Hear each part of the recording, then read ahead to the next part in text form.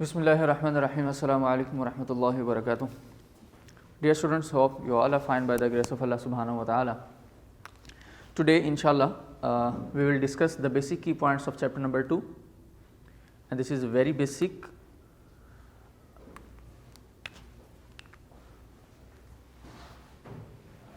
So students, first of all, the first key point we have is position. What is meant by position?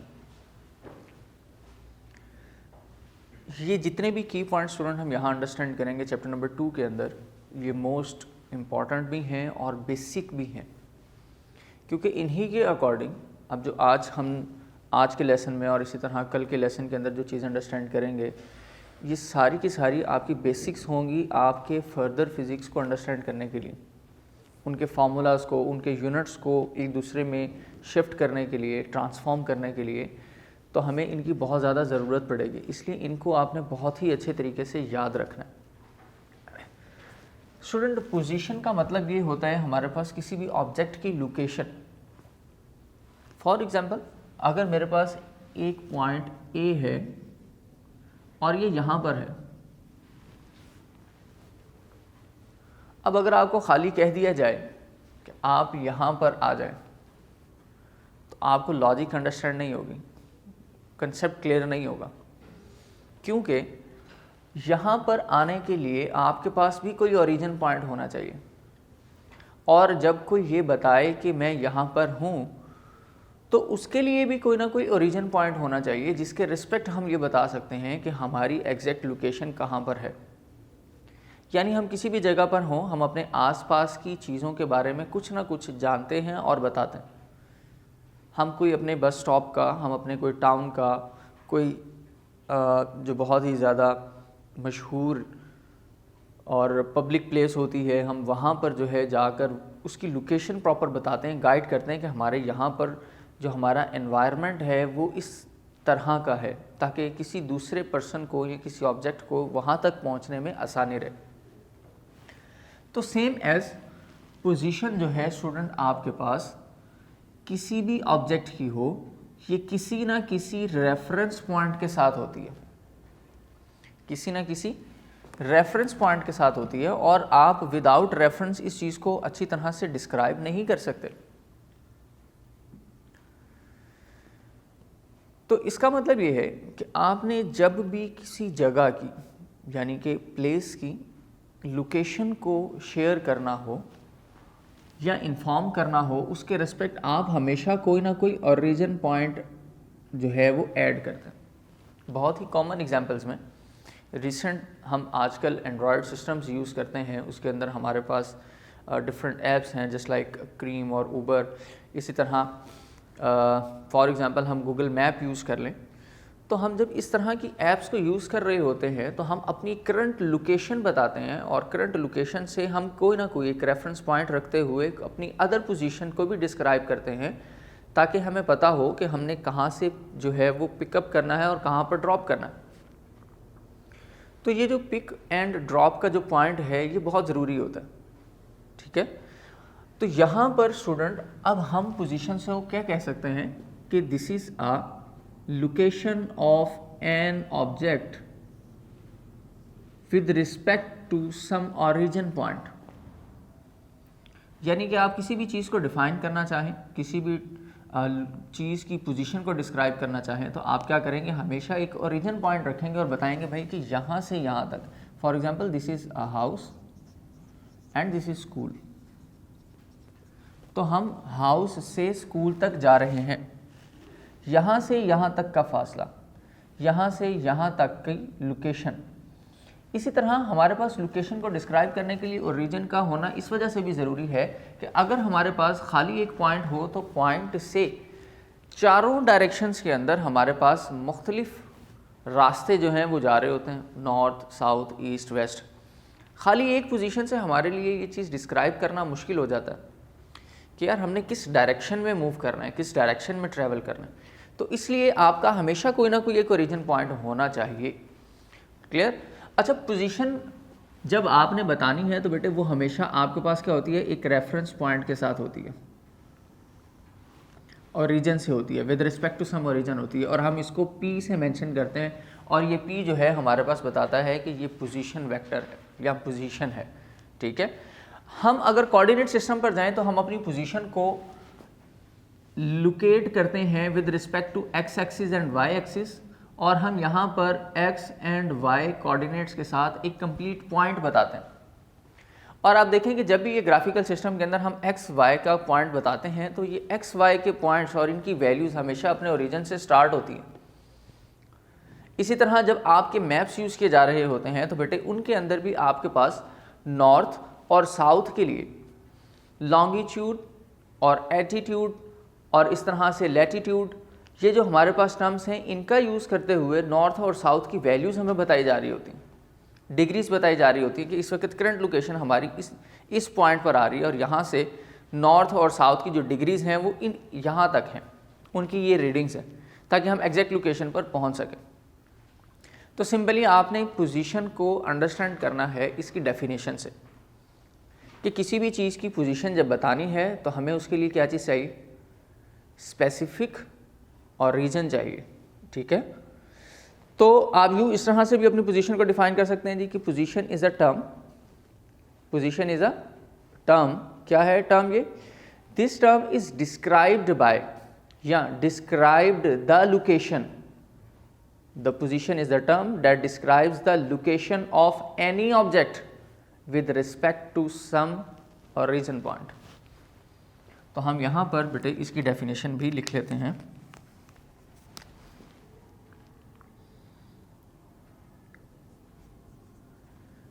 The term position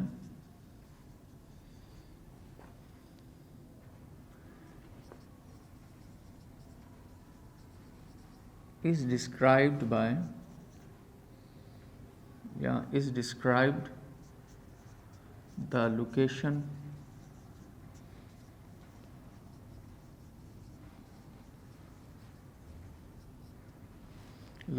of some objects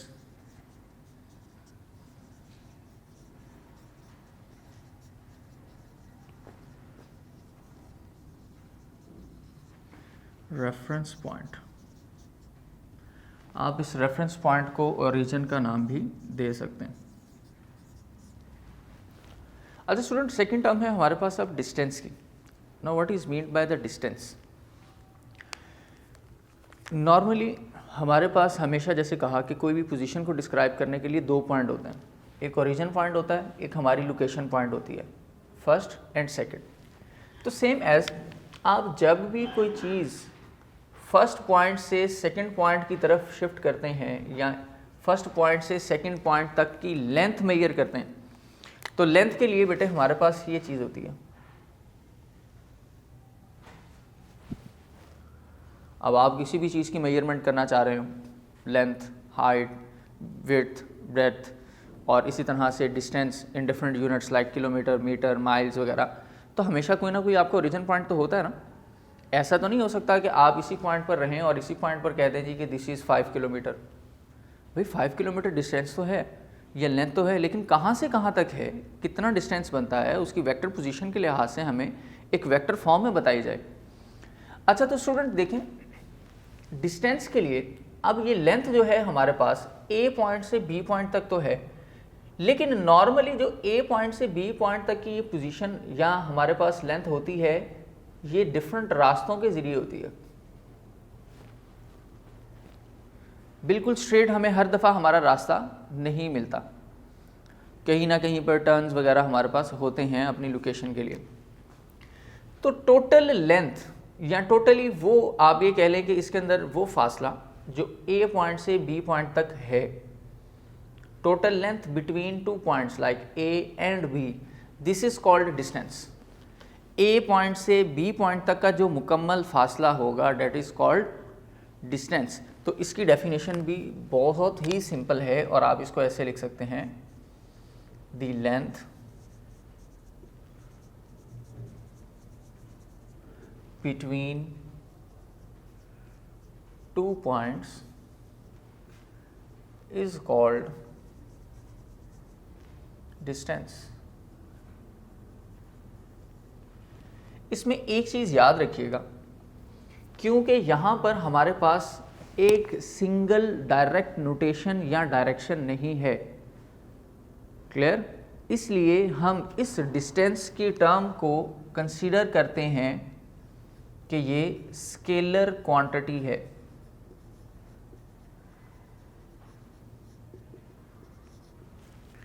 और scalar quantity कौन सी थी बेटे? Scalar quantity वो होती है जिसको describe करने के लिए सिर्फ और सिर्फ मैग्नीट्यूड की ज़रूरत हो, डायरेक्शन की ज़रूरत ना हो। क्योंकि अब फॉर एग्जांपल आपने अगर किसी को बताना हो कि मैं हाउस से स्कूल तक गया और आपका यहाँ हाउस से स्कूल तक का जो डिस्टेंस था वो इस तरह से था, तो स्पेसिफिकली आप उसको in terms of direction describe नहीं कर सकते। ठीक है? आप हमेशा अगर उसको ये डिस्टेंस बताएंगे तो आपको फिर बहुत ज़्यादा डायरेक्शंस का यूज़ करना पड़ेगा, left right straight, left right straight. ठीक है? तो इसलिए हम क्या करते हैं कि ऐसी कंक्लूजन के लिए हम टोटल लेंथ नहीं डिस्क्राइब करते, बल्कि हम सिर्फ और सिर्फ ये कहते हैं कि भाई हमारा स्कूल से घर तक का जो फासला है वो 5 किलोमीटर्स है। सिंपली। तो डिस्टेंस क्या है student? Length between 2 points, this is called distance. अच्छा, डिस्टेंस का एक फॉर्मूला भी है, लेकिन ये फॉर्मूला हम अपने नेक्स्ट कल के टॉपिक में डिस्कस करेंगे। थर्ड की पॉइंट आज का स्टूडेंट हमारे लेसन का ये है displacement. Now what is the difference between distance and displacement? As same student, हमने जैसे डिस्कस किया कि ए पॉइंट और बी पॉइंट यानी कि हाउस से स्कूल तक का जो डिस्टेंस वो 5 किलोमीटर, और ये रास्ता बहुत ही डिफ़िकल्ट है। लेकिन जब हम मैप पर या लोकेशन के लिए हम इस चीज़ को डिस्कस करते हैं तो तब हम वेक्टर फॉर्म में चले जाते हैं।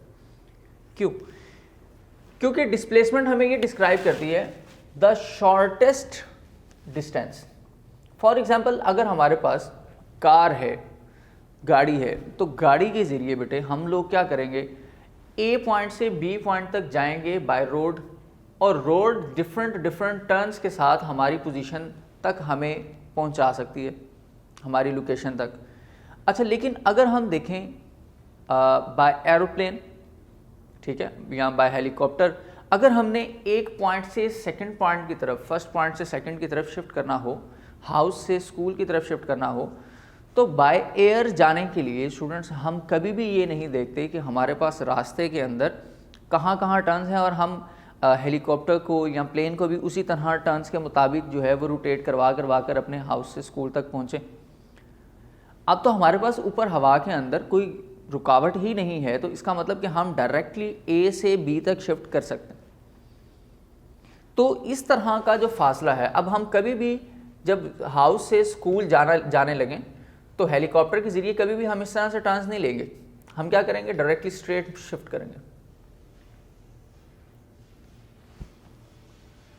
तो ये स्टूडेंट हमारे पास क्या होता है, डिस्प्लेसमेंट।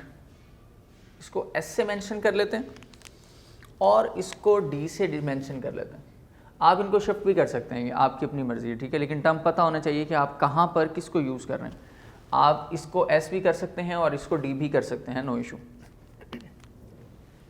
सेकेंडली, अब देखें कि ये जो लेंथ है ये हम एक सिंगल डायरेक्शन से बता सकते हैं कि हम अपने ओरिजिन से अपनी पोजीशन या लोकेशन तक स्ट्रेटली नॉर्थ की तरफ मूव करके गए या साउथ की तरफ मूव करके गए, और इस लिहाज से हम अपनी पोजीशन को डिस्क्राइब कर सकते हैं।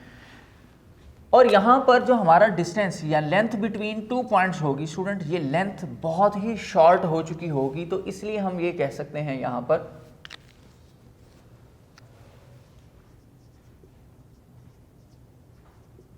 The shortest distance. लेकिन डिस्टेंस का वर्ड तो ऑलरेडी यूज किया जा चुका है, तो इसलिए आप क्या करें, यहां पर वर्ड यूज कर लें लेंथ का। The shortest length between 2 points, this is called displacement.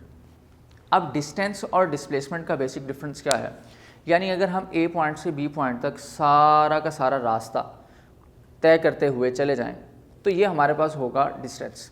लेकिन अगर हम ए से बी तक का शॉर्टेस्ट डिस्टेंस बना लें, शॉर्टेस्ट जो है वो वे हम क्रिएट कर लें कि डायरेक्टली हम रास्ते की सारी रुकावटें ख़त्म करते हुए बिल्कुल स्ट्रेट मूव करके हम अपनी पोजीशन पर चले जाएं और ये लेंथ हमारी मोस्ट शॉर्टेस्ट होगी, तो इसको हम नाम देते हैं डिस्प्लेसमेंट का। ठीक है, तो बहुत ही सिंपल सी डेफिनेशन है, length between 2 point is called distance and the shortest length between 2 points is called displacement. तो बहुत ही माइनर सा डिफरेंस है दोनों की डेफिनेशन के अंदर। लेकिन एक चीज़ और वो ये कि यहाँ पर क्योंकि डिस्प्लेसमेंट शॉर्टेस्ट था और हमारी सिंगल डायरेक्शन बन सकती थी, तो इसलिए इसका मतलब है कि अब हम यहाँ पर अपनी लेंथ को, फासले को शॉर्टेस्ट तो कर रहे हैं, साथ साथ डायरेक्शन भी बता सकते हैं। हम कह सकते हैं कि यार हम यहाँ से ए से बी पॉइंट की तरफ 3 किलोमीटर ट्रैवल करेंगे और नॉर्थ की तरफ जाएंगे। तो ये हमारे पास जो क्वांटिटी बनेगी वो होगी स्टूडेंट वेक्टर क्वांटिटी, क्योंकि अब डिस्प्लेसमेंट को दोनों चीज़ों से डिस्क्राइब किया जा सकता है।